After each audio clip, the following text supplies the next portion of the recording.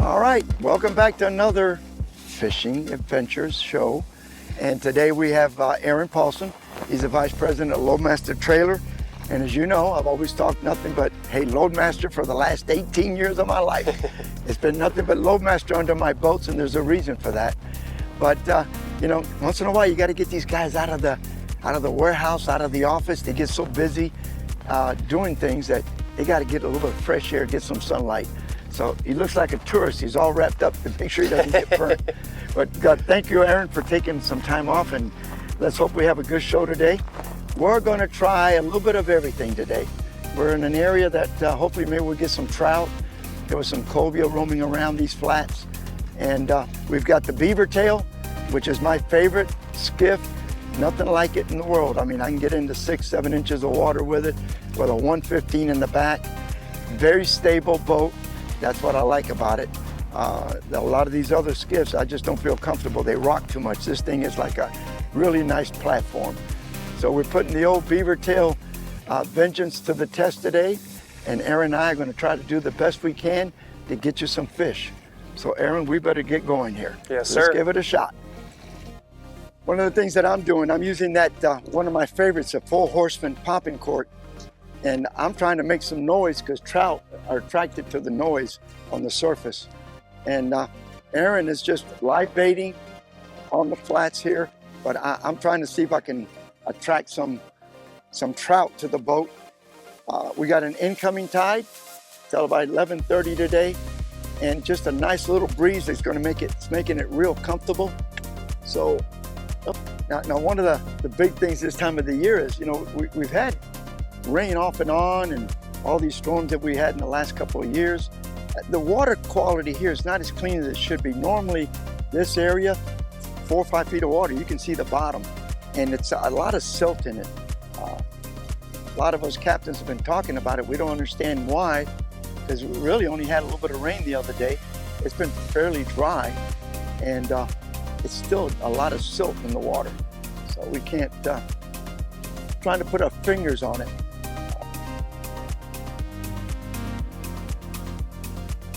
Got a props car. Yeah. Not bad, only one. And you still like boats, huh, dude? Yeah. I think you would hate boats. Look at that. But they're eating up all the grass flats.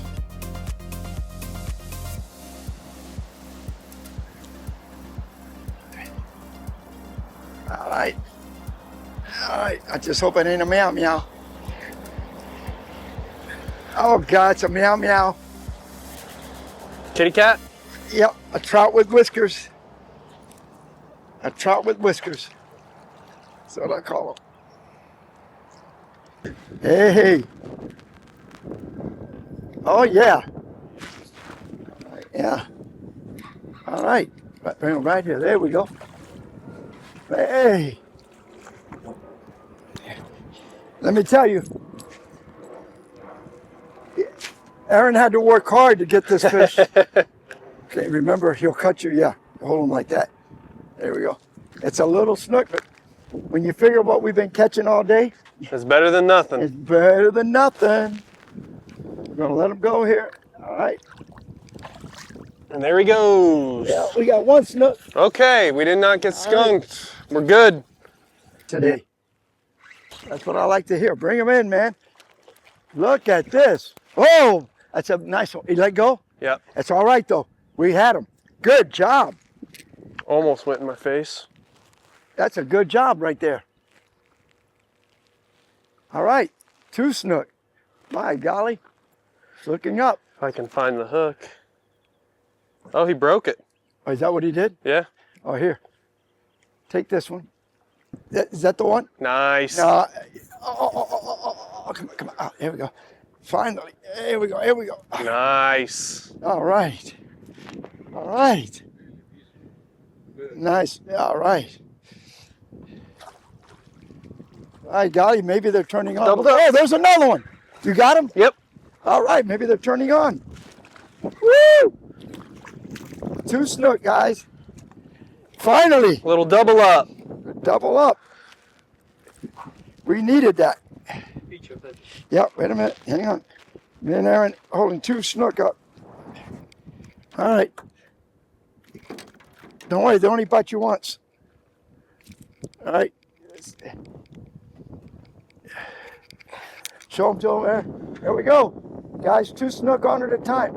I mean, it's been slow all day.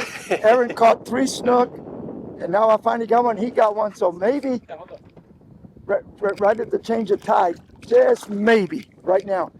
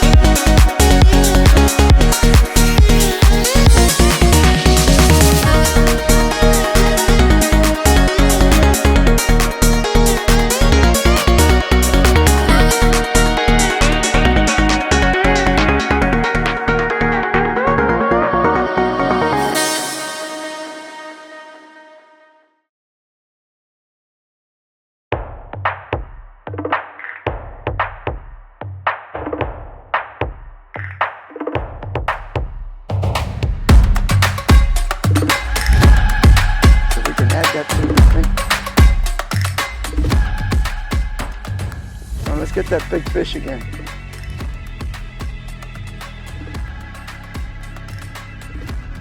Someone chased my bait. Oh, it might have been him. Get it back over there. I think one of the problems that we had with that snook that he lost, Aaron had gotten stuck in one of the branches earlier, and he did get the hook out, saved it, but I got a feeling that leader was frayed, and that was my fault. I should have checked it and cut a piece of that leader off, and he didn't. And that's why that snook just snapped that leader, because if not, he wouldn't have done that. But that's because that leader was frayed. So one of the things you need to look every so often is you need to look at your leader, make sure that if there's any area that looks a little rough, you need to cut it off. That's why normally I like to start with about a 32-inch leader or up to almost a 3-footer. So I can cut back every so often until you get to about, when it gets to about 15 inches, get rid of it, it's too short. But I like to start with 36 and 32-inch leader and then keep cutting it off. That was my fault, I should have done that, but I didn't do it, and that's why we lost that fish next to the boat. We gotta let him go.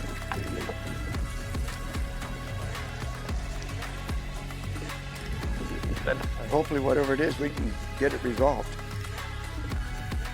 And here again, what I'm doing is I've got the boat in a slow drift, just trying to cover some territory. Might head in a little closer. I'm trying to find the right patches of grass and see if we get anything going there. But we're not having a lot of luck right now. But hang in there, we'll get them.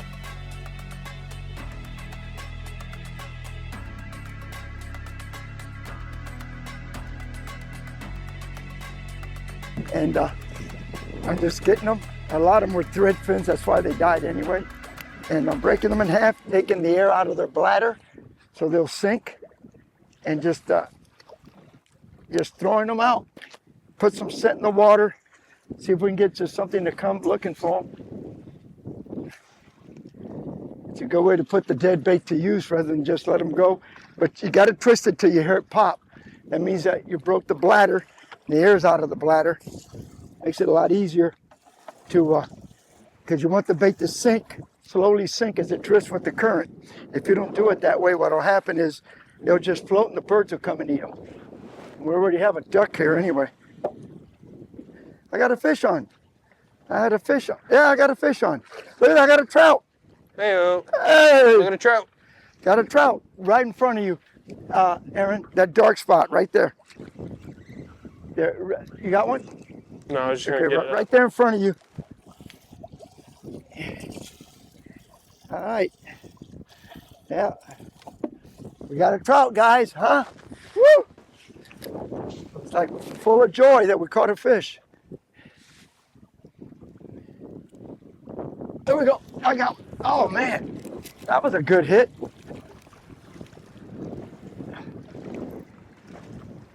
What the heck? He got into some grass.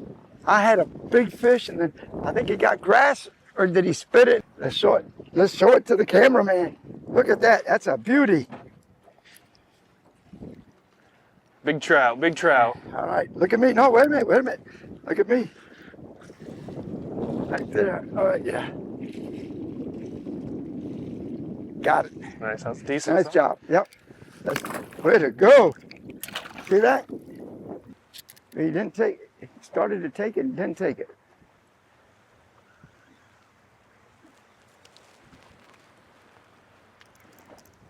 There he is. I got him. I got him. You got him? Yeah, I got something. Feels like a mango snapper. Oh, yeah, it is. Yeah, man, it was smorgasbord today. There we go. Nice. Mango snapper now. Trout, snook, mango snapper, catfish. Put it on the board. All right.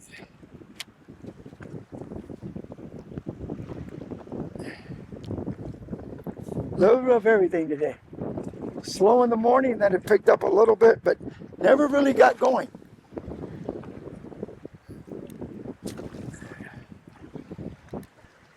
Right there on the rocks, a snook.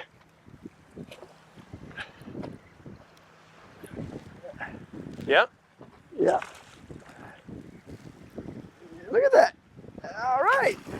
Nice. Nice fighter. I got him. Come on. You got him? Yeah, you catch a fish. Look at that. All right. All right, come on, baby. Oh, he let go. He broke me off right there at the boat. That's all right. We had another snook. Woo! All right. One more toss. One more. Let's go. That was good. Got him. I got him. Oh! You see that? He spit it out. Nice fish right there. Whoa. That was a nice fish. He spit it out.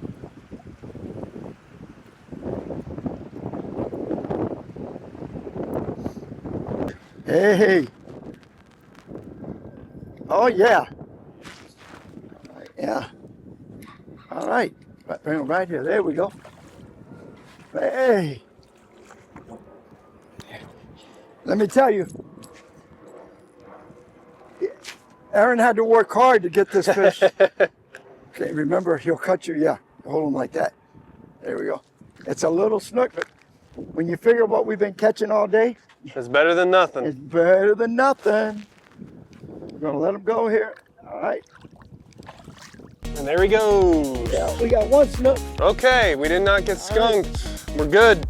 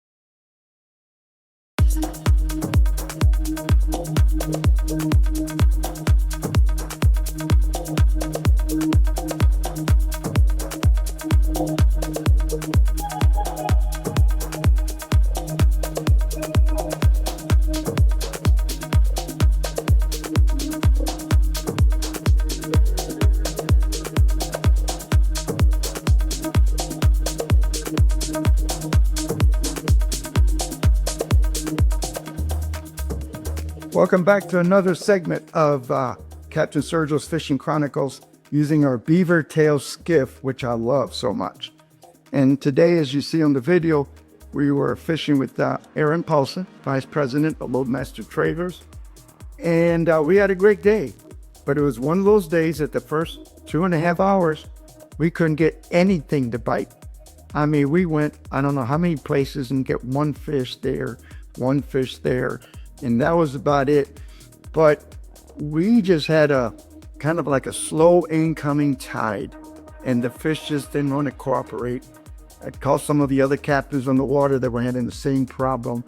But I guess the moral to this story is today, don't ever quit. You keep trying, So we wound up at one of our favorite little places. We went to this little island in Tampa Bay, and I started fishing there right at the end of the incoming tide, starting of the outgoing tide. And right when that tide changed, it started to dump out pretty quick. And that kind of made all the difference in the world. We started chumming, and we caught some trout, we caught some snook, we lost a couple of mackerel, we caught flounder. But that goes to show you that sometimes you just don't give up. You got to keep trying. You go to different places. The tide might not be just right. If it's a real slow incoming tide, they might not want to bite, but all of a sudden, right at the end when it starts to turn around and it starts flushing out, those fish will get turned on. So I'm going to give you an idea of, what we did and how we accomplished what we were able to do. We'll be able to show it to you right here on the chart. All right, what we did is there's this little island right here in Tampa Bay. Well, I'm going to tell you where it's at. You want to find it, you have to look for it yourself. But this is all mangroves and trees. You got grass plats on the back of it, on the side of it, and about 50 feet from shore, you got a big grass flat also out here. And all these little red marks, it's a real rocky, edgy area, and one couple of real big, long boulders looks like parts of an old bridge that they dumped right about here. So what we did is we put our power poles down right where that tip of that island starts to curve in and go up in the opposite direction. We anchored up there and we started chumming, and we caught the snook and we caught flounder and mango snapper throwing along the shoreline and towards these rocks. Then on the back side of the boat, we were thrown in 3 to 4 feet of water with this grass flats at. Same way we started chumming. And here's what we wound up catching. We lost some mackerel, we caught some trout, and believe it or not, some of the bigger snook will hang out in this 3 to 4 feet grass flats right there. So my suggestion to you is, again, don't give up. Keep trying different places. We wound up at this little island, and actually in the last 45 minutes, we caught 90% of the fish that was caught, because all caught right along the outer edge of this island, fishing the shoreline where the rocks are at, and right behind the boat, and all these grass flats. And it took a lot of chumming to get those fish excited and wanting to bite. But I tell you, as soon as that tide started coming this way, it looks like all that bait from back in here, from the mangroves and all this area got flushed out, came through here, and the fish got real active. So now you know what to do. Let's go for it. Don't give up. Remember, you can't catch fish sitting at home, sitting on the sofa.